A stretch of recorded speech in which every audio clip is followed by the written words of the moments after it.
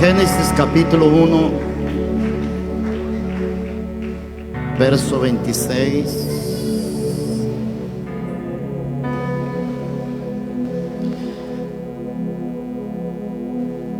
Dejo como esa palabra fundamento, como el que abre brecha a la palabra en esta noche. Entonces dijo Dios: hagamos al hombre a nuestra imagen, conforme a nuestra semejanza, y señoree en los peces del mar, en las aves de los cielos, en la bestia, en toda la tierra y en todo animal que se arrastra sobre la tierra. En nuestra casa tenemos una introducción y siempre decimos: en esta casa se cree la palabra, en esta casa se recibe la palabra y en esta casa se celebra la palabra. Amén. ¿Cuántos celebran la palabra de Dios? Es la palabra sobre todas las cosas. Pueden tomar asiento.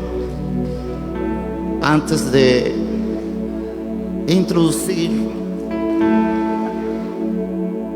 quiero darle gracias a nuestro Dios y Padre, nuestro Señor Jesucristo, por permitirme estar acá.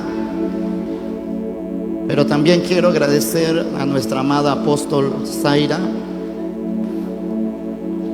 que con mucho cariño nos ha tomado.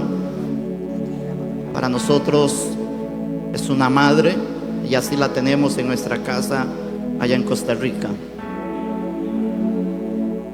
También honro la vida de los obispos y también bendigo los hijos de nuestra amada apóstol y de nuestro apóstol Juan Fariño, que hoy pues no está presente, pero está en nuestros corazones y nuestros pensamientos. Honro la vida de mi hermano Rubén, que es mi hermano, y honro la vida de Juanito. Amén. Así que damos gracias a Dios por esta palabra en esta noche. Quiero que preste atención porque no voy a extenderme mucho. Yo sé que el tiempo corre, pero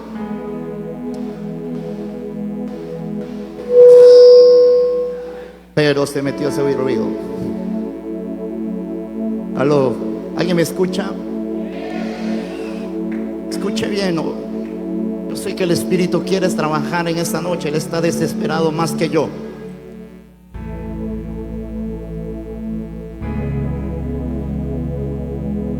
Pero quiero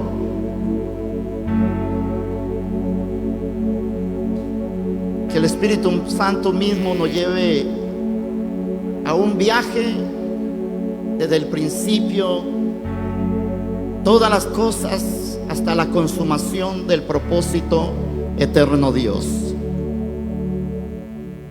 Yo quiero dejarles en esta noche una palabra en sus corazones, en su espíritu.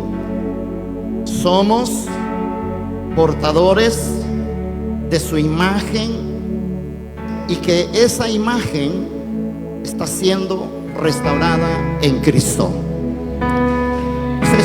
Usted es un portador o una portadora de la imagen. El propósito de Dios, déjeme ir despacio. El propósito de Dios no es simplemente salvarnos del infierno, sino conformarnos a la imagen de su Hijo. La salvación es el medio.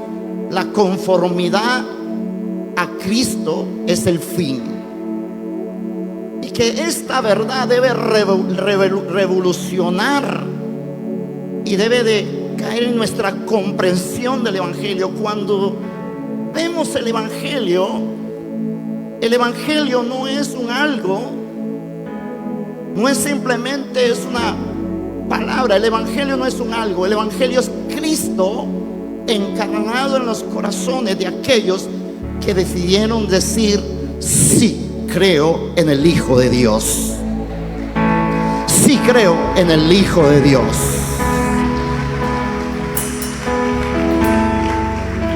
Para poder entender la palabra imagen del capítulo 1, verso 26, y hago paréntesis, hago hacer una pausa. Te mandas saludo a mi novia, hoy no pudo estar porque está afectadita de salud, está allá en la casa del obispo, pero creo que va a estar viéndome en el Facebook. Y también, perdón, le manda saludo remanente de fe en Costa Rica. Amén. Hay un remanente no solamente en Costa Rica, en todo Centroamérica. Vamos a ver ese trabajo enorme. Yo lo estoy creyendo a Dios. Amén. Le manda saludos. Ya creo que se están conectando algunos. Me avisa si están conectando en Costa Rica. Si no, le pongo disciplina a todos los que están allá. Aló. Cierro paréntesis. Usted fue creado a imagen y semejanza. Y yo quiero que preste la atención a esto, porque esta es la razón por la cual nosotros estamos aquí, adorando a nuestro Dios Padre. Y para poder comprender hacia dónde vamos, debemos de regresar en Génesis capítulo 1, verso 26 y 27. Génesis capítulo 1, verso 26 y 27. Déjeme que recorramos un poco las escrituras. Deje que la escritura misma sea que te hable. Simplemente uno es el instrumento. No soy nada. Yo no soy nada, ni merezco estar aquí en este altar. Simplemente por gracia, y como decimos en Costa Rica, a Dios le dio la regalada gana.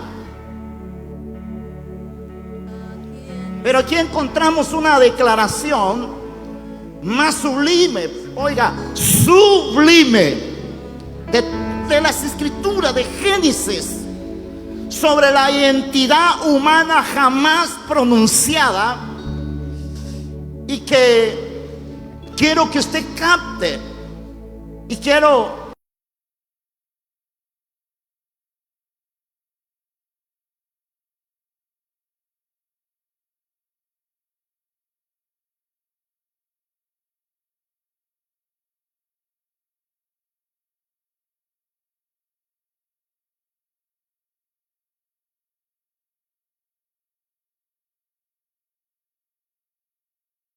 entonces dijo Dios: hagamos al hombre a nuestra imagen, conforme a nuestra semejanza, y señoree en los peces del mar, en las aves de los cielos, en las bestias en toda la tierra, y en todo animal que se arrastra sobre la tierra. Y creó Dios al hombre a su imagen. A imagen Dios lo creó, varón y hembra lo creó. Ahora vea la Nueva Traducción Viviente. Escuche la traducción viviente. Tal vez no lo tenga a mano, pero escuche la traducción viviente. En la traducción viviente dice así: entonces Dios dijo: hagamos los seres humanos a nuestra imagen, para que seamos como nosotros.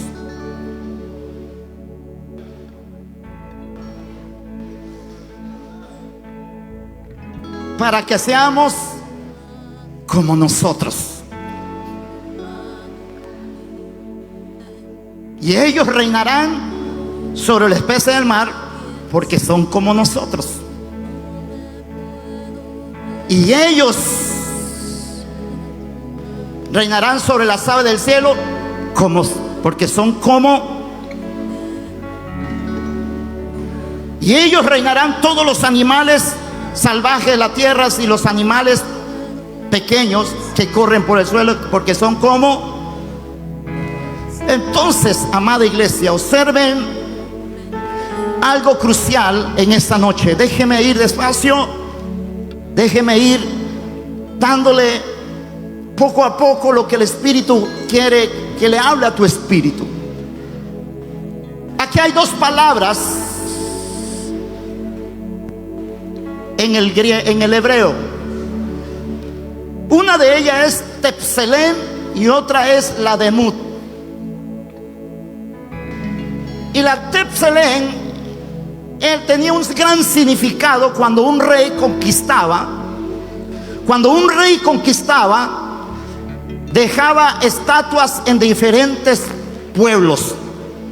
El rey no estaba presente, pero cuando veía una estatua decía: este rey conquistó aquí. Y déjeme decirle algo en esta noche, y me le adelanto a uno de los puntos más importantes en esta noche. Cristo en la cruz triunfó y venció la muerte, pero dejó la iglesia como el teselén aquí en la tierra, para representar en Ecuador, para representar en Perú, para representar en Paraguay, para representar en otras naciones, para representar. Y déjeme decirle algo en esta noche: hay un teselén en este lugar llamado remanente de fe. Hay un teselén en Perú, hay un teselén llamado remanente de fe en Costa Rica, allá en Centroamérica. Tú eres un reflector de la gloria de Dios.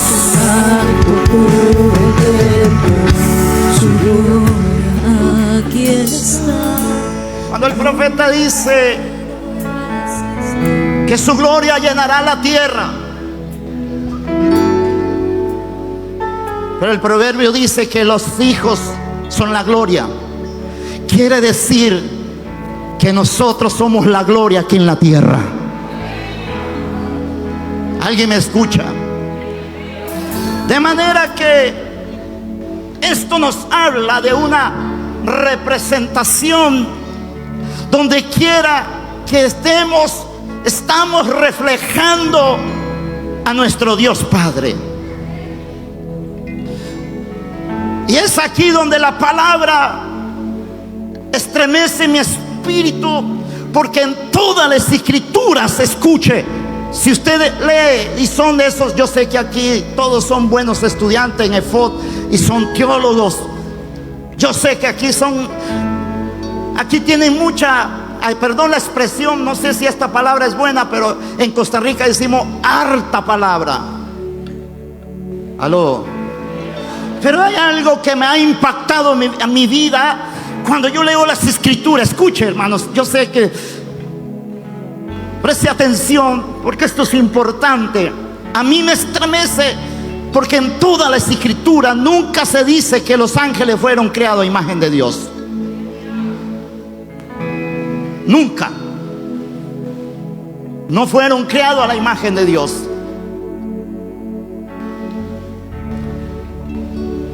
Y esto es un dato, y escuche esto, esto es un dato que las tinieblas no pueden soportar.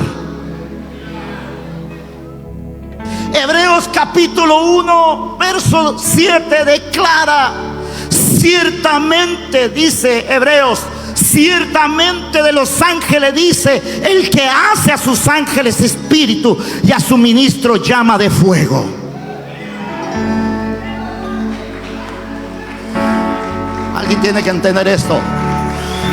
Le voy a decir algo en el espíritu. Los ángeles no pueden decir: fui bautizado en el Espíritu Santo. Los ángeles no pueden decir: fui bautizado en el Espíritu Santo. Mas nosotros, la iglesia, podemos decir: fuimos bautizados en el Espíritu Santo.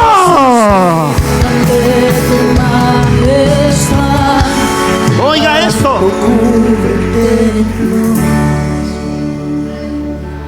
Hebreo dice: los ángeles son espíritus ministradores, siervos celestiales, mensajeros del Altísimo, pero nunca portadores de la imagen divina.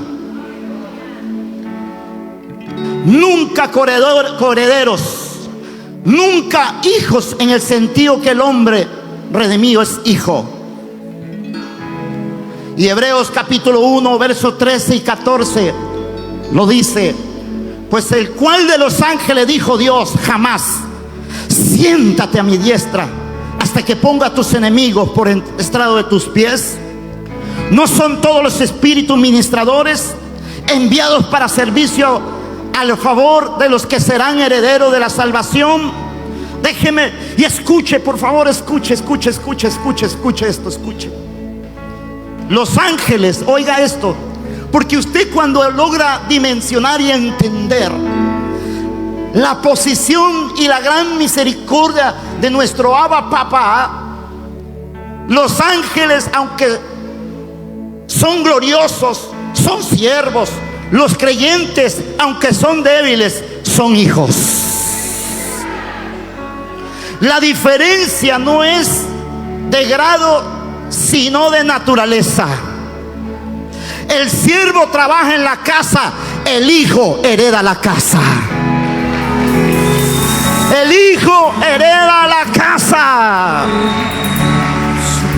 Y es por eso, amada iglesia, que por allá resuena y retumba una palabra nacida en el corazón del salmista David, Salmo capítulo 8, versos 4 y 6, que proclama una verdad. David, en una de sus canciones más poderosas, digo que es el hombre para que tenga de él memorias, y el Hijo del Hombre para que lo visites. Le has hecho poco menor que los ángeles, y lo coronaste de gloria y de honra, y lo hiciste señorear sobre las obras de tus manos. Todo lo pusiste debajo de sus pies. Y marque la palabra pies. Diga conmigo pies. Ahora escuche lo que quiero transmitir en el espíritu.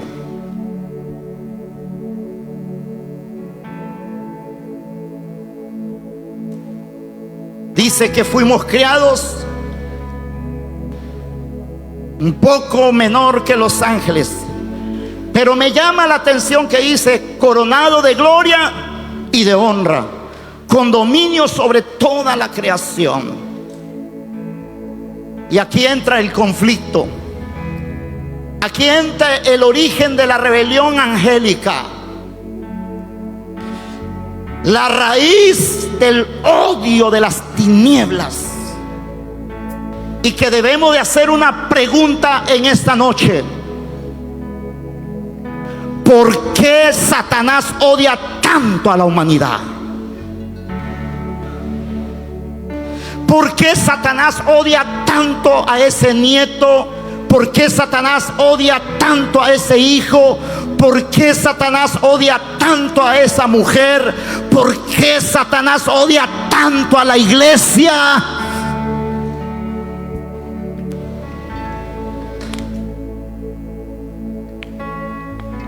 Y le doy la respuesta: porque su guerra implacable contra los hijos de Adán también. Antes de la respuesta, ¿por qué su guerra implacable contra los hijos de Adán? Y la respuesta está en Ezequiel capítulo 28, verso 12 al 17. Corre el tiempo, pero vea lo que quiero decirles. La palabra misma, Ezequiel, hay una razón por qué te odia. Te odia, el Satanás te odia tanto que quiere verte acabado. Y Ezequiel dice, escuche: tú eras el sello de la perfección, lleno de sabiduría y acabado en hermosura. El obispo hoy hablaba del Edén. En el huerto de Dios estuviste. De todas las piedras preciosas eran tus vestiduras. Tú, querubín grande protector, yo te puse en el santo monte de Dios, y allí estuviste en medio de las piedras de fuego, te paseabas. Perfecto eras en todos tus caminos, desde el día que fuiste creado hasta que se halló en ti maldad. Se enalteció tu corazón a causa de tu hermosura, y corrompiste tu sabiduría a causa de tu esplendor. Hago paréntesis. Y he escuchado a gente decir: es que el pastor no tiene unción, los músicos no tienen unción. O también ha escuchado decir: pastor, usted no oró lo suficiente para poner a Pancracio en este lugar. El problema no es que el pastor dejó de orar, el problema está en el corazón. Entonces mi justificación es válida. Cuando alguien me reclama: Dios también falló en orar porque el ángel le falló. El problema no fue Dios, el problema fue el corazón. El problema no es el ambiente. Señores, hay gente que quiere ambientes emotivos. Ayer predicaba el obispo Livio de esas emociones. El problema no es el ambiente, el problema es el corazón. Pero cuando hay un corazón dispuesto, cuando hay un corazón que se rinde, cuando hay un corazón que se doblega, cuando hay un corazón que se humilla, podrá sonar la canción más distorsionada, podrá tener un predicador que no tenga elocuencia, pero hay presencia de Dios. Oiga, escuche. Pero la respuesta, cierro paréntesis, y yo siempre digo: el problema no es el pastor, el problema no es la iglesia, el problema no es el que expone la palabra, el problema está en el corazón. Escuche la razón por la cual Satanás te odia. Isaías 14. Ahí revela 5 declaraciones de rebelión. Y dice así: escuche, tú que decías en tu corazón, pastores, el problema no era Dios, el problema es el corazón. Por eso el proverbio dice: sobre toda cosa guardada, guarda tu corazón. Porque el ángel más bello empezó a sentirse que era hermoso. Le rendía en pleitesía, como ayer decía el obispo Livio. Ahí viene el siervo de Dios. Le rindamos aplauso. Los que me conocen allá en Costa Rica, yo detesto los elogios. No me gustan los elogios.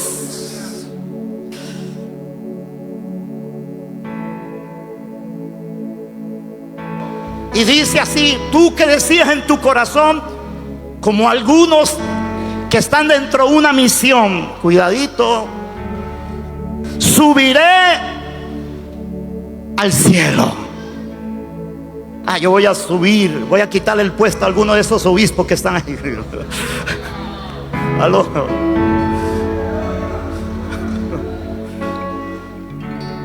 Vive Jehová. Voy a quitarle el puesto a ese tecladista ahí. Voy a subir, porque yo toco mejor. Eso lo pensó Satanás. Subiré al cielo, en lo alto, junto a las estrellas de Dios. Levantaré mi iglesia. Algunos dicen: levantaré mi iglesia, levantaré mi ministerio, porque yo tengo más unción, tengo más revelación, tengo más palabra. No se metan en eso. Allá en Costa Rica decimos: no se metan en esa bronca, no se meta en ese problema, no se meta en camisa de 11 varas, porque el que te promociona será el mismo Padre. Alguien tiene que entender esta palabra, alguien tiene que cuidar su corazón. Si usted ha estado pensando dividir la iglesia, tenga cuidado. Tu manto cubre el templo, su gloria. A mí me llamaron de una iglesia para que le ayudara a un pastor que estaba enfermo.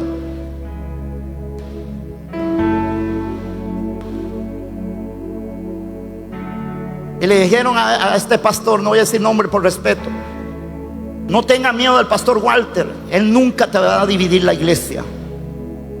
Y lo ayudé por 2 años. Durante ese periodo de 2 años, la iglesia creció y creció y creció, mientras el pastor estaba recuperando de su salud.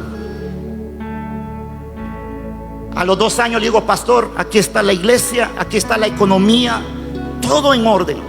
La iglesia había crecido a tal manera que se hizo un auditorio de 1500, y escuchaba a gente, me decía: tú eres el pastor, tú eres el pastor.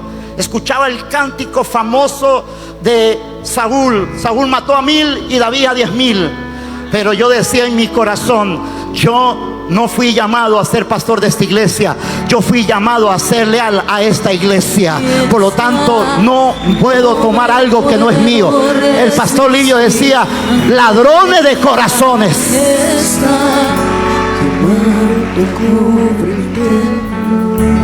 Pero no es el tema, perdón que me haya salido un poco, se me metió el espíritu de Livio.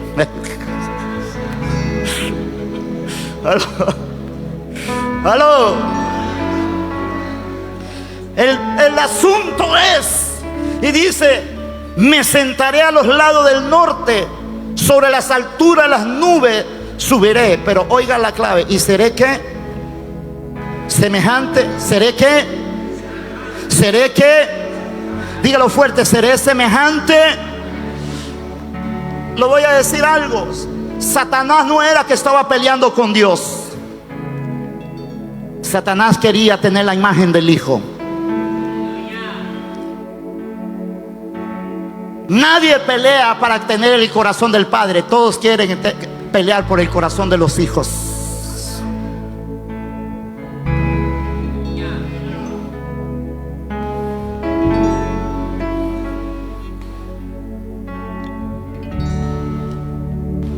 Cinco veces yo subiré, levantaré, me sentaré, subiré y seré. Déjeme decir esta palabra: el orgullo es la exaltación del yo sobre el propósito divino. Pero la palabra seré semejante al Altísimo. Él quería lo que no fue dado: la semejanza divina. Él lo tenía todo. Lo tenía todo. Pero quieren robarle ovejas a su pastor. Quieren robarle el ministerio al apóstol. No se conformó con que estuviera la paz del apóstol, del pastor. Ahí andan diciendo: yo quería el puesto, pero le pusieron a la pastora hace poco, lo nombraron de obispo. Yo era. ¿Y qué? Fue Dios que lo nombró. Cuando usted entiende eso, su corazón es sano. Oiga, esto es la envidia como motor de la guerra. Cuando Lucifer escuchó allá en el Edén, cuando Dios dijo: hagamos al hombre, Satanás se estremeció cuando escuchó la palabra: hagamos al hombre a nuestra semejanza. ¿Cómo?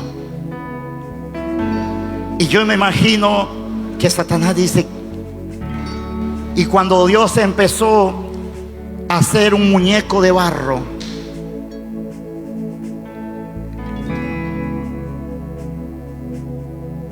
yo me imagino Satanás: pero ¿quién va a ser semejante?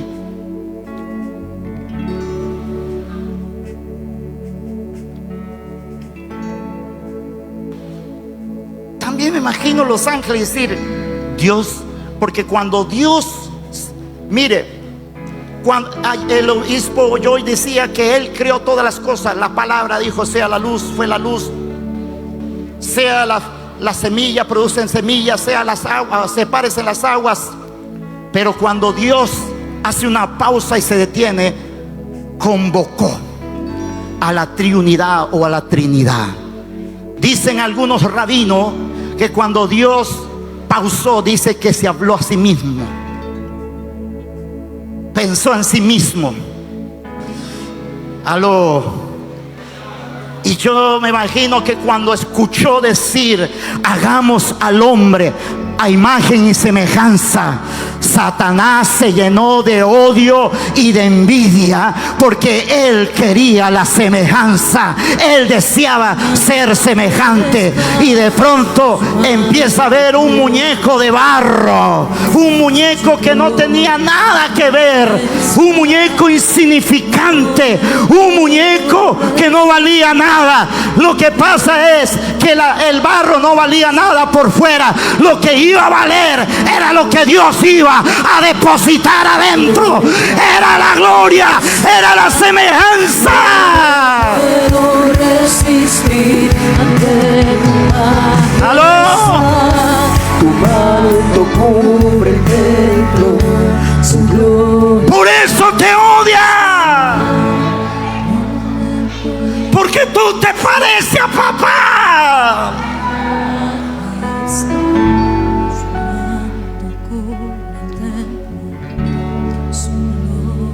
Dios estaba a punto de dar una criatura de barro, lo que el querubín más glorioso nunca tuvo ni lo va a tener, la imagen divina.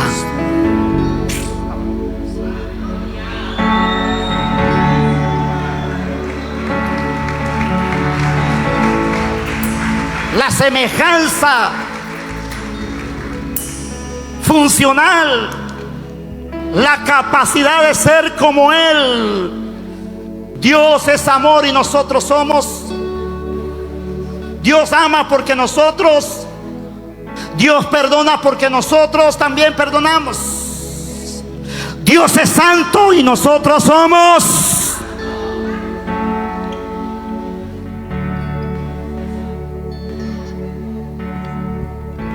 Oiga lo que quiero decirle en esta noche. La envidia de Satanás no es simplemente contra Dios.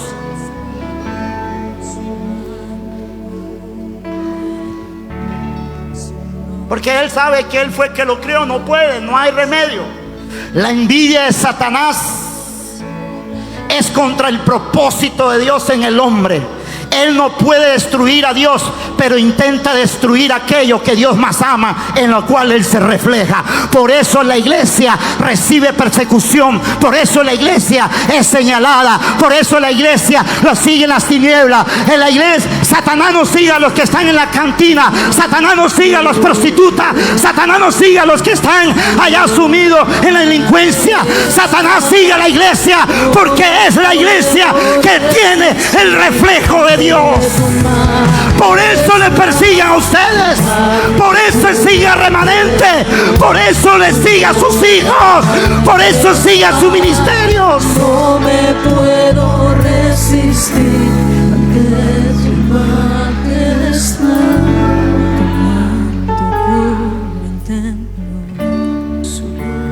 Cuando yo veo un ministerio, cuando yo veo un ministerio que los persiguen, cuando yo veo un ministerio que los ataca con todos los armamentos de las tinieblas, cuando yo veo un ministro perseguido, es porque sabe que usted se parece a papá. Usted es una hija. Quiere destruir tu imagen, la imagen de Dios. Aló.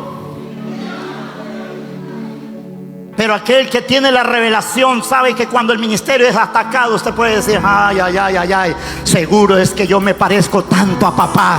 Ay, ay, ay, yo me parezco tanto a papá. Por eso el diablo me está persiguiendo. ¿Alguien me escucha? Aquí está, no me puedo resistir ante tu majestad.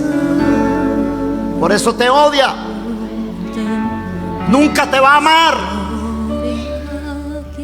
Él nos odia porque somos lo que Él nunca pudo ser. Ser semejante. Llevamos lo que Él nunca tuvo y heredamos lo que Él deseó con todo ser corrompido. ¿Qué fue lo que desfiguró la imagen? La desobediencia que desfiguró la imagen. Fue la desobediencia. Romanos capítulo 5 verso 12. Si hay algo que desfigura cualquier ministro, es la desobediencia. Si hay algo que destroza un ministerio, es la rebelión. La rebelión es la táctica más fuerte que destruye a cualquier ministro. Por eso David nunca se rebeló contra Saúl. David mantuvo, porque sabía que en su tiempo Saúl fue su padre. Y aunque haya fallado, mire, por eso hay jóvenes que los lleva quien los trajo, se los lleva el diablo, porque están en rebeldía con sus padres. Quiere vivir en bendición, camine en obediencia. ¿Alguien me escucha? Quiere prosperar, camine en obediencia. Ame la palabra. Y mire lo que dice Romanos 5:12. Por tanto, como el pecado entró al mundo por un hombre, y por el pecado la muerte, así la muerte pasó a todos los hombres, por cuanto todos pecaron. Oiga, esa imagen fue totalmente desfigurada. Pero aquí viene también la consecuencia más trágica de toda la historia. Primera de Corintios capítulo 15, 21, 22. Déjeme, para entrar ya a uno de los puntos que más me ha tocado mi espíritu. Por cuanto la muerte entró por un hombre, también por un hombre la resurrección de los muertos. Porque así como en Adán todos mueren, también en Cristo todos serán vivificados. Y Efesios, Pablo, bajo una revelación apostólica, lo dice claramente: y Él os dio vida a vosotros cuando estabais muertos en vuestros delitos y pecados, en los cuales anduvisteis en otro tiempo, siguiendo la corriente de este mundo, conforme al príncipe de la potestad del aire. Príncipe, el espíritu que ahora opera en los hijos de la desobediencia, entre los cuales también todos nosotros vivimos en otro tiempo en los deseos de nuestra carne. Oiga lo que quiero decirle allá. Escuche, iglesia. Levanta su mano izquierda, levanta su mano. Escuche, escuche. Escuche. La caída no solo afectó la posición de un hombre ante Dios. Escuche. Afectó la constitución interna. El pecado no es algo que el hombre hace, es algo que el hombre llegó a hacer. Por eso necesitamos no solo perdón, sino regeneración. No solo limpieza, sino transformación. El obispo decía que la misión de Adán era guardar el jardín, ejercer dominio, representar a Dios en la tierra, pero él falló en los tres. Pero aquí viene algo poderoso. Para eso apareció el Hijo de Dios, porque la historia no termina en la caída. La redención es el segundo Adán que nos trae la imagen perfecta. Antes de hablar de la obra de Cristo, debemos de establecer quién es Cristo. Diga conmigo, ¿quién es Cristo? Fuerte. Fuerte, ¿quién es Cristo? Él no vino simplemente a reparar lo que Adán dañó. Él vino como la expresión perfecta de lo que los hombres siempre debió de ser. Escuche Colosenses capítulo 1 verso 15. Yo le dije que íbamos a pasear por todos los versículos. Y dice así Colosenses. Oh, yuju, escuche, mire lo que dice. Él es la imagen, Cristo es la imagen del Dios invisible, el primogénito de toda la creación. Pero oiga lo que dice en la Biblia amplificada. Escuche lo que dice en la Biblia amplificada. es la imagen, Él es la imagen visible del Dios invisible, el primogénito, heredero, supremo, soberano de toda la creación. Bendito sea Cristo. A Él sea la gloria, sea la honra, sea la alabanza, sea la exaltación. Escuchen. Pero vea lo que dice Hebreos capítulo 1:3. Hebreos 1:3. El cual, siendo resplandor de su gloria y la imagen misma de su sustancia, en quien sustenta todas las cosas con la palabra de su poder.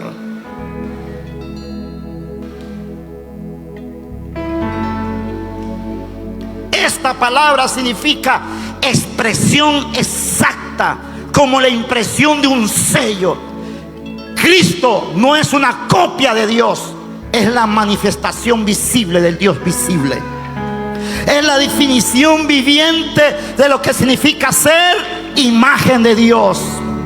Por lo tanto, la obediencia que juzga la rebelión, mas Adán desobedeció, mas Cristo entró como el obediente. Ahora llegamos al corazón de la victoria. La obediencia de Cristo, oiga esto, la obediencia de Cristo no fue simplemente para ganar nuestra salvación. Pastor, ¿qué está diciendo? Nos quedamos solo con la salvación. Pero Cristo vino más allá. Fue el juicio definitivo contra la rebelión de Satanás. Porque voy a retroceder más al principio. Alguien me preguntó, si Satanás le falló a Dios, ¿por qué Dios no lo destruyó? ¿Por qué Dios no lo acabó? Porque sería injusto de parte de Dios destruir algo que Él creó. Pero Dios dice, voy a hacer a alguien menor que los ángeles. Ese que es menor va a destruir a Satanás.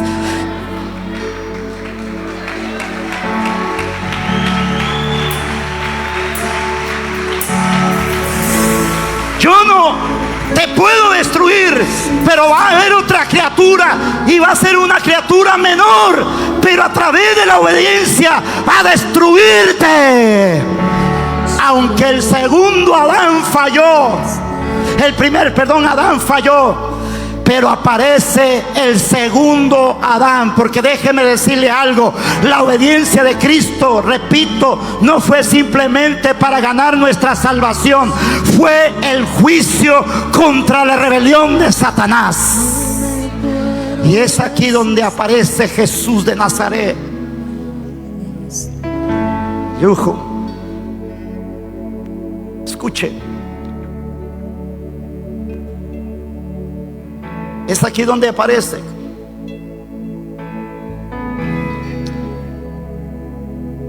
Por eso Él aparece como el Hijo del Hombre. Tuvo que venir Jesús como el Hijo del Hombre. Cuando Jesús estaba en el monte Getsemaní y su estrés, su momento de tensión era tan fuerte que dijo: Padre, no quiero pasar esta copa. Cuando Él mencionó la copa, en la tradición judía, en la fiesta de Pesaj, que es la Pascua, habían 4 copas que el papá todo el tiempo, año a año, sobre todo en el tiempo de Pesaj, tenía que recitar.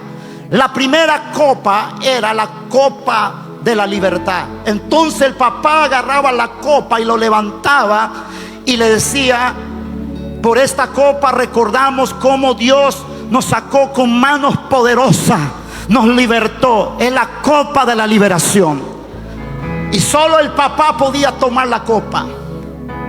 Y la segunda copa era la copa del juicio, de la ira, cuando Dios derramó las 10 plagas.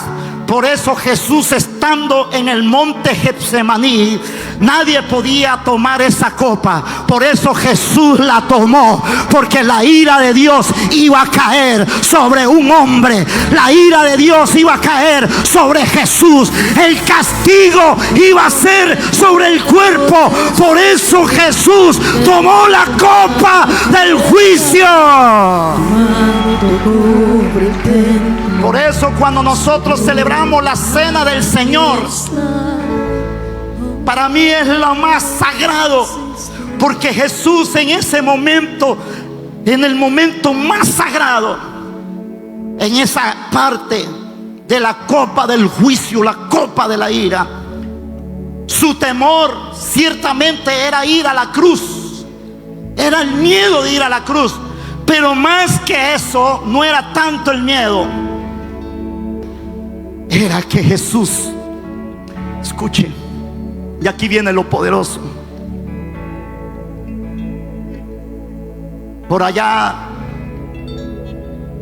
viene Satanás y Jesús dice: ahí viene, pero nada va a encontrar en mí.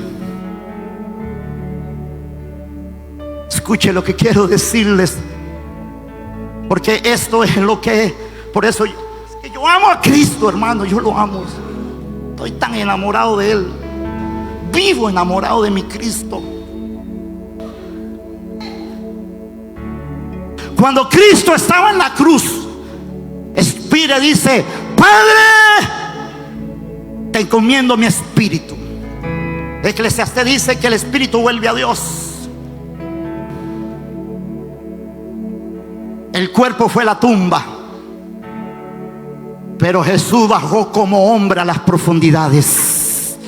No bajó como Dios, aunque era Dios, bajó como hombre, como Adán. Y cuando llegó donde estaba la muerte, y cuando llegó donde estaba Satanás, por eso fue el cordero que fue bien revisado, tuvo que pasar por el juicio, por el fuego.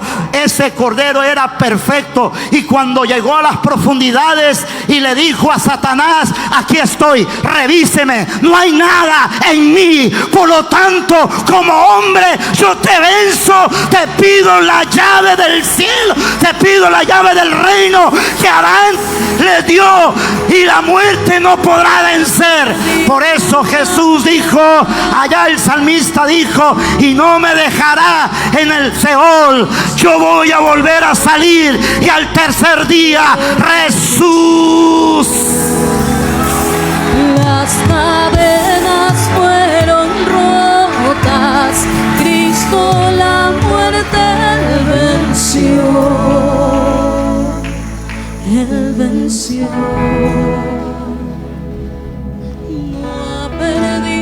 Déjeme terminar fluyendo, porque creo que ya me voy a sujetar aquí.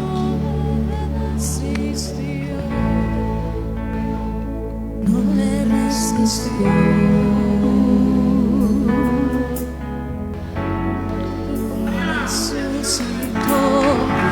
El velo, el rasgo. Entienda algo. Es que bajó como hombre. No bajó, porque si Jesús hubiera bajado como Dios, Satanás hubiera ido donde el Padre dice: y así no se vale.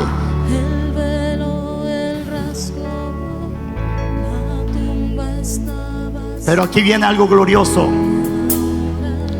Jesús lo venció con la obediencia. Si hay algo que vence a Satanás, es una iglesia obediente. Si hay algo que vence al diablo, a la hechicería, a la brujería, es la obediencia. ¿Alguien me escucha? ¿Alguien me escucha? Es la obediencia.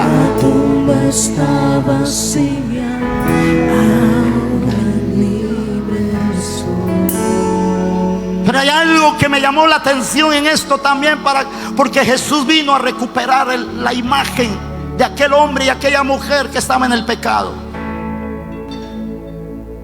Vino porque tú eres parte del plan y el diseño del Padre. Vino a buscarte, a sacarte de ahí. Usted no era merecedor del perdón de Dios.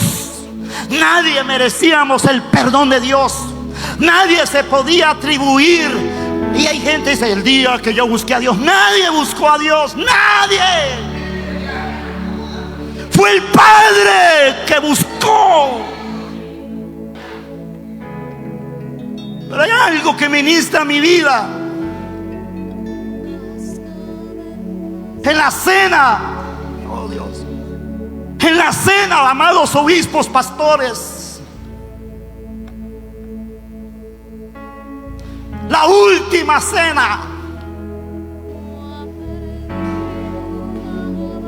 la costumbre era, en la cena pascual, había hierba amarga, había masab, que es el pan, y había cordero. Esa era la costumbre, y había 4 copas.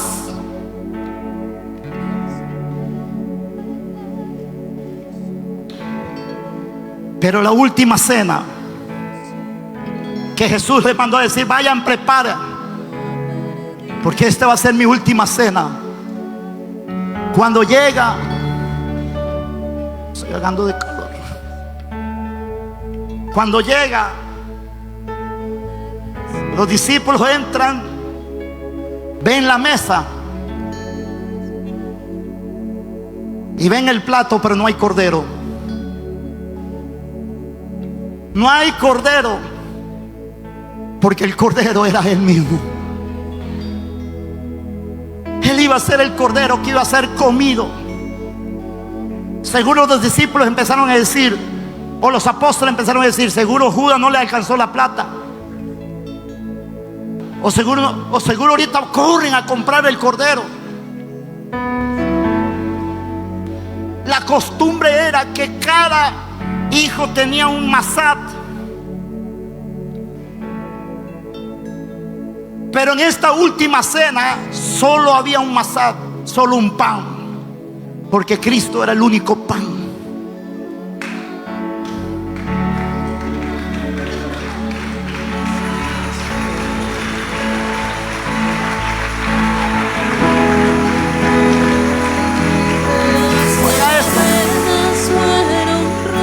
Y me llama la atención porque yo estuve en una sinagoga, en una fiesta de Pesa. Los masat son perforados, y eso significa que el cuerpo de Cristo fue perforado por nosotros. Por eso cuando usted toma la cena del Señor, no lo tome como algo litúrgico. Y lo más tremendo es que la masat tenía rayitas, su espalda lacerado por nosotros.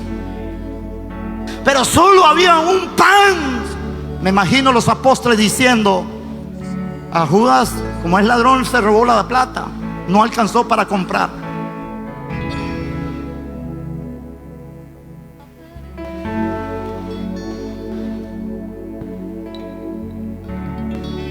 Cuatro copas. La copa de la libertad, la copa del juicio, que nadie, solo Cristo la pudo tomar. Pero hay una copa que se llama la copa de la nueva alianza, que el Padre tomaba la copa y decía: esta copa la tomamos porque nos acordamos cuando nuestro Yuhe Bajei Elohim Yahweh, nuestro Meleg Adonai, nos entregó la Torá en el monte Sinaí. Y ahí se hizo un pacto donde dijo: vosotros seréis mi pueblo santo, real sacerdocio. Por eso cuando Cristo tomó la tercera copa, parece como que es la cena del Señor hoy, pero es que tengo que llevarlo ahí, porque ahí es donde viene la conquista de la imagen semejanza de la iglesia. Escuche esto. Y cuando Jesús levantó la copa, Él dijo: tomad, esta es la copa del nuevo pacto. Es la copa que voy a recuperar la alianza, la nueva imagen. Es la copa donde yo te voy a hacer real sacerdocio, sanación santa, apartada para mí. Dice, empieza. Oiga eso, lo que quiero decirle en esta noche, amada iglesia. Lo que pasa que solo el papá podía tomar la copa, Por eso en la iglesia tradicional solo el sacerdote toma la copa, porque solo lo más importante es los reyes, y Jesús reparte la copa e introduciéndolo al reino y diciéndole: ustedes serán reyes, ustedes serán sacerdotes, ustedes serán nación santa.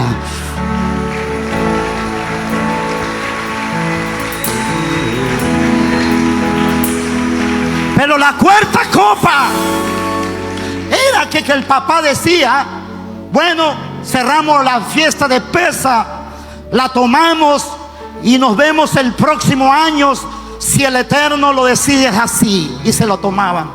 Pero dice que Jesús no la tomó, porque dijo: no volveré a tomar esta cena hasta que regrese de nuevo. La copa está en suspenso todavía. ¿Alguien me escucha?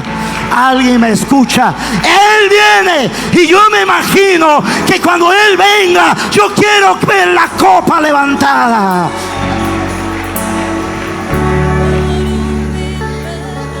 Pero en esa cena había algo particular. Había algo que me llamó la atención. La última cena,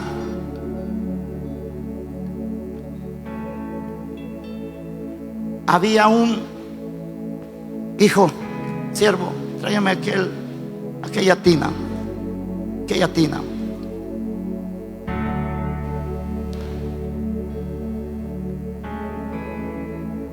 Y aquí viene algo glorioso.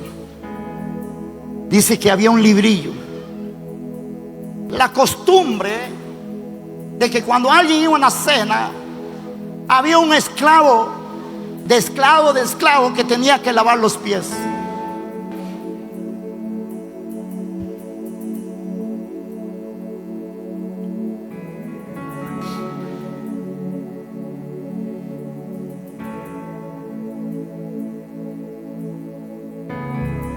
Y lo que más me llamó la atención era que, porque era la costumbre de lavar los pies, y lo que más me llamó la atención era que todos los discípulos llegaron. Venían con sus sandalias llenos de estiércol. Me imagino estiércol metido entre las uñas, entre los dedos, todos sucios, polvorientos. Y todos entraron. Y nadie se preguntó, o nadie se dijo: ¿quién va a lavar los pies? Porque era la costumbre. Y era tan degradable eso, que el que lavaba los pies era de los siervos. Era tanto así que ni un siervo judío se atrevía a lavar los pies a alguien.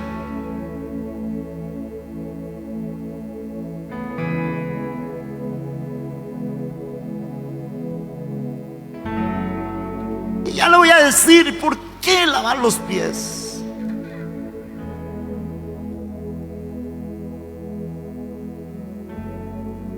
Y yo me imagino todo diciendo: pero ¿dónde está el esclavo? Yo me imagino Pedro: ¿y quién nos va a lavar los pies?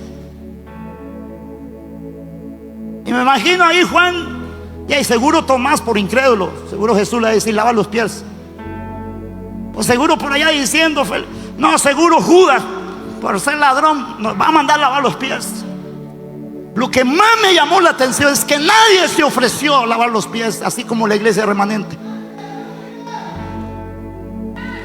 Hay gente que espera que lo llamen y lo pongan a servir. Ahí anda el pastor: por favor, barra la iglesia, por favor. No, esto no pasa aquí. Pero lo que más me impactó de todo este evento de la restauración de la imagen fue que Jesús, y dice que todos se sentaron así con los pies malolientes, llenos de estiércol, de corderos con hongos. Yo me imagino esas uñas llenas de... Y Jesús, y dice las escrituras que se quitó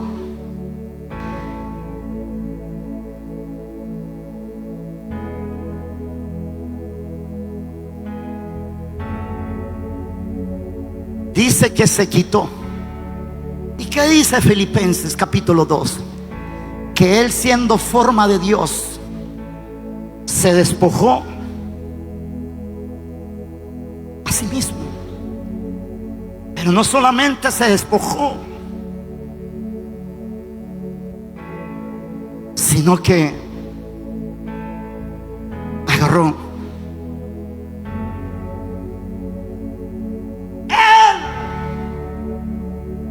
el Rey de Reyes, el creador de todo.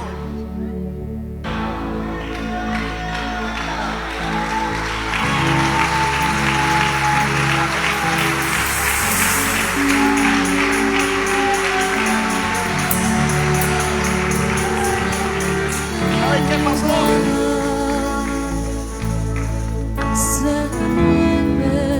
Agarró la toalla, se la ciñó. ¿Y sabe qué? Lo que más me llamó la atención,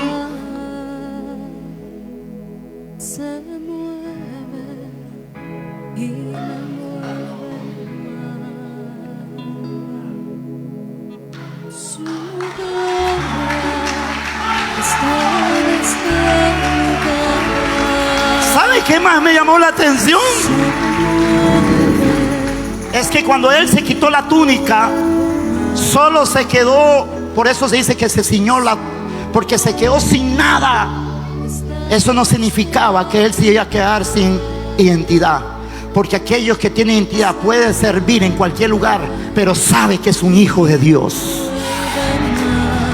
¿Y sabe qué es lo que más me impactó de todo esto, amados lindos pastores, hermosos, guapos? Es que se arrodilló. Se arrodilló.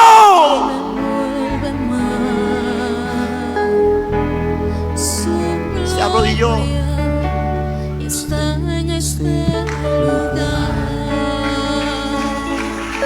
Se mueve y me envuelve más. Su gloria está en este lugar. Se arrodilló. Se mueve. Se arrodilló, hija. Y me envuelve más. Él empezó a lavar los pies. Se mueve y me envuelve más. Su gloria está en este lugar. Se mueve y me envuelve más. Su gloria está en este lugar. Se mueve y me envuelve más. Dime algo, amada iglesia. Si viniera un presidente aquí y le dice, déjeme barrer, usted diría, no se le ocurra. Si viniera algún director de un colegio y diría, no laven los baños. Pero el servicio es el que restaura. Porque aquí es donde yo quiero cerrar en esta noche, amada iglesia. ¿Por qué Jesús lavó los pies? Y los demonios están huyendo. Ay, No voy a decir por qué. Dicen algunos rabinos que cuando Dios creó a Adán, lo empezó criando de los pies hacia arriba.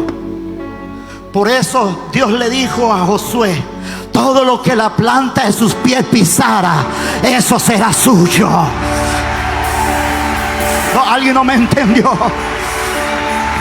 Por eso, escuche lo que le estoy diciendo. Escuche, amada iglesia. Por eso Dios le dijo a Moisés, Moisés, quita quítate las sandalias. Es que Dios le estaba lavando los pies a Moisés también.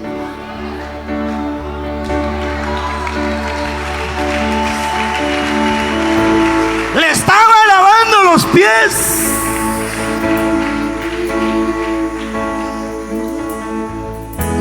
Por eso allá Pedro le dice: no, maestro, no. Porque él decía: ¿cómo es posible? Hay gente que han predicado en contra de eso. Es que Pedro no quería aceptar de que el Rey de Reyes y Maestros, el poderoso, el creador de todo, se humillara, se bajara para restaurar la imagen caída del hombre. No hay cautividad. ¿Dónde está el Espíritu de Dios? Ahí hay libertad. Y se hizo hombre, Gloria. se humilló y se hizo siervo, y se hizo obediente hasta la muerte y muerte de cruz. Y me envuelve más su gloria. Está en este lugar. Se mueve y me envuelve más. Déjeme decirle algo. Fue necesario que pasaran los sacerdotes primero mojándose los pies en el Jordán, porque eso estaba lavando los pies para conquistar la tierra prometida.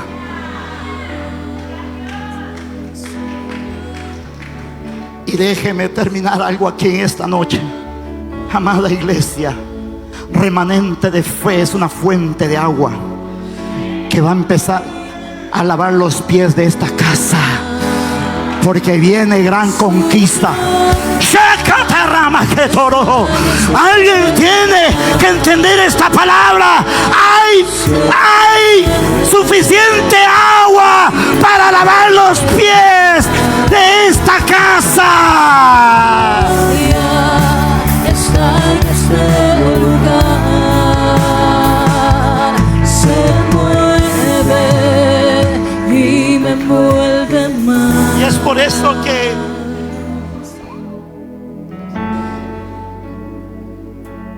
¿por qué empezó a lavar los pies? Porque Jesús le estaba devolviendo la autoridad. Y es por eso que el libro de Efesios dice: y se le dio a la iglesia toda potestad y autoridad, y puso a sus enemigos. ¿Y puso qué? ¿A dónde? Solo el agua limpia, solo el Espíritu limpia. Yo, siendo usted en esta noche, me quitaría los zapatos, porque hoy se limpia tu calzado. Hoy yo, siendo usted, me quitaría los zapatos en esta noche, porque yo me quito los míos, porque hay palabra, corre el agua, póngase de pie.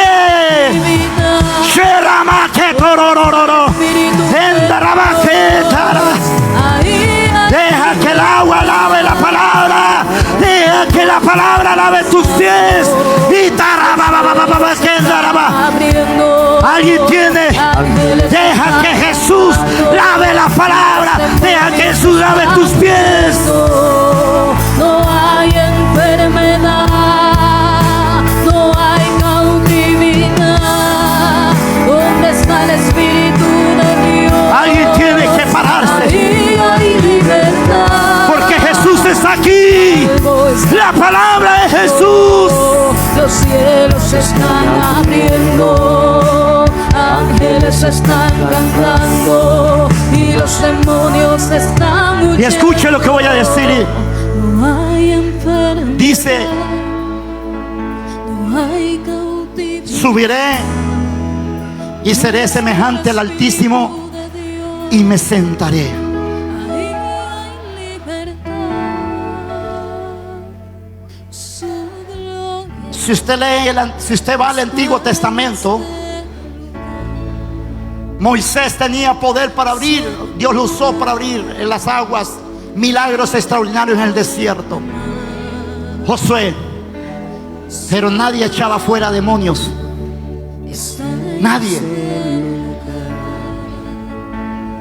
Nadie echaba fuera demonios. Pero ¿qué me dice David? No, David nunca pudo echar demonios en Saúl, los espantaba. Pero cuando apareció el Hijo de Dios, aleluya, y me envuelve más su gloria. lo que estaba diciendo Jesús: aquí vengo y aún serán menores que los ángeles, pero mi pueblo con la obediencia y el servicio destruirá toda obra de las tinieblas. Y ahora termina. Y me envuelve más. Mateo 28, 18, 19. Toda potestad me es dada en los cielos y en la tierra. Pero no se quedó con eso. Toda potestad me es dada en los cielos y en la tierra. No se quedó con eso. ¿Qué hizo Jesús? Te transfiero. Vayan. Hacer discípulo no es algo teórico. Hacer discípulo no es algo de leer un manual y leerse tantas cosas. Discípulo es impartición de vida. Y los demonios están huyendo. No hay enfermedad. Y cierro con esto. Y aquí viene lo más poderoso. La Biblia dice que Dios dijo y formó el hombre. Pero en Cristo no hay formación, hay engendramiento. Algo está pasando. Una cosa es que usted fue formado en teología y otra cosa es que usted fue engendrado. Porque el que engendra sabe que ese esperma lleva un ADN. Ginger, usted por más que quiera quitarse la ADN, tu papá nunca lo podrá quitar. Por eso nosotros fuimos engendrados en el Evangelio. No somos formados ya, pastores amados lindos. Hay gente que dice: yo fui formado en teología, yo fui formado en tal cosa. Esos se van rápido, pero los engendrados nunca se van. Los engendrados permanecen porque aman la casa, aman al Padre, aman la familia. ¿Dónde está el Espíritu de Dios? Ahí hay libertad. Su gloria. Por eso, en la sabiduría de Dios y en el plan perfecto de Dios, Pablo muestra la paternidad, obispo Joy. Nosotros tenemos que aprender a engendrar hijos, no formar ministros. Y me envuelve más. Por eso Pablo le dice: yo te engendré, hijo amado. Por eso le dice: lo que has oído de mí. El problema es que hay gente que anda escuchando a Raimundo todo mundo menos a su pastor.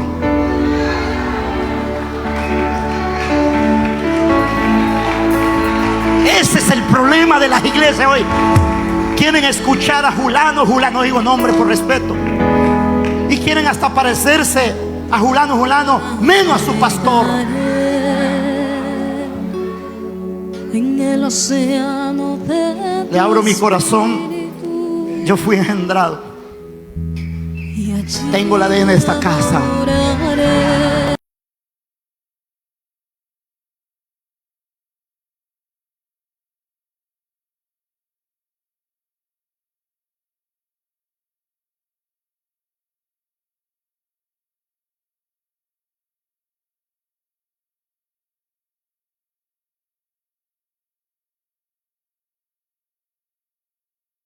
estableció hijo en esta casa. Y es por eso que hay que continuar el fuego. Dios de mi amor,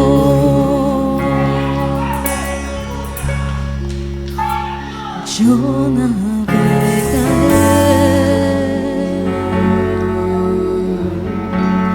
De aquí en adelante es prohibido decir voy a ser formado. Dígale, yo quiero ser que me engendre. Y allí adoraré. Ame a su pastor. Búsquelo. Abrázalo, que ese es su papá. De mi amor,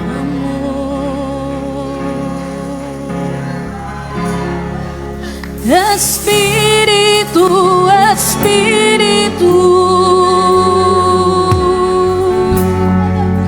desciende con tu fuego,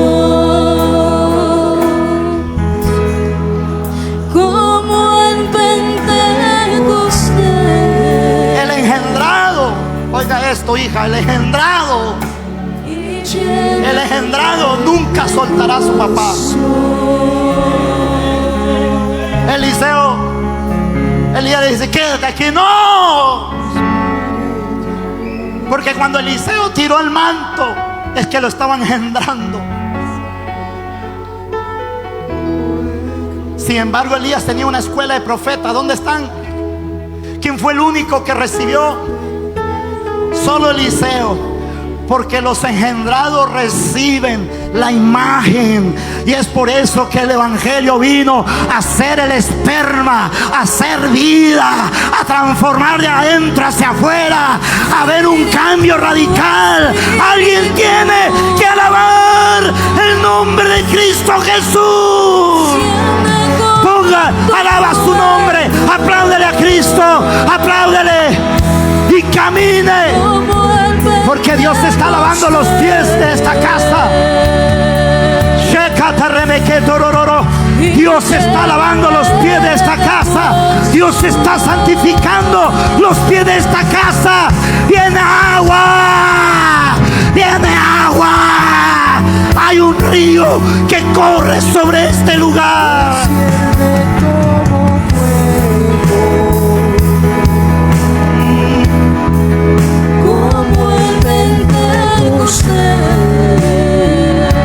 Yo no sé, pero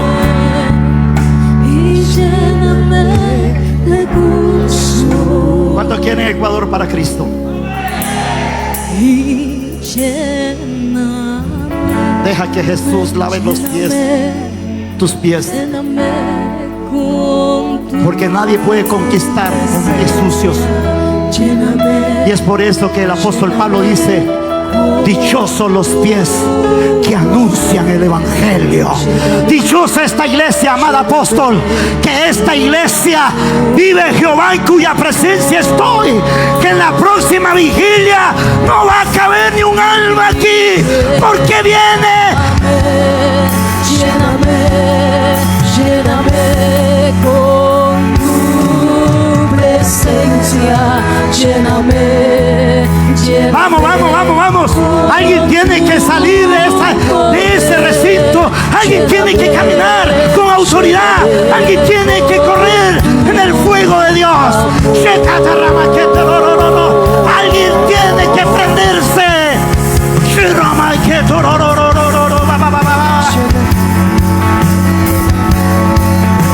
Desciende con tu fuego. Oh, aleluya. Allá atrás, pise la tierra. Oh, sí. Posiciónese. Y lléname, lléname. Espíritu. Vamos, vamos allá atrás, iglesia. Los músicos entran en el fuego de Dios. Vamos, iglesia. Desciende como fuego, como en Pentecostés, y lléname de gozo.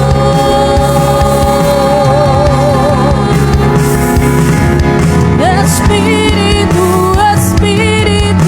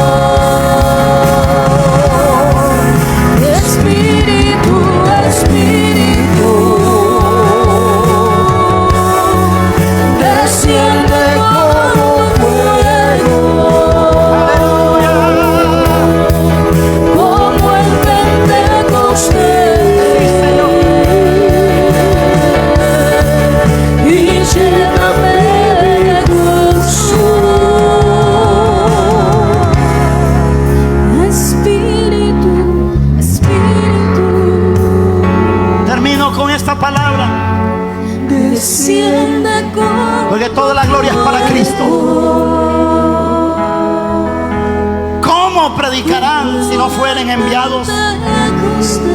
Como está escrito, cuán hermosos son los pies de los que anuncian la paz, de los que anuncian las buenas nuevas. Y cuán hermosos son sobre los montes los pies que traen alegres nuevas. Por eso Jesús lavó los pies de los apóstoles y lavó los pies a la iglesia.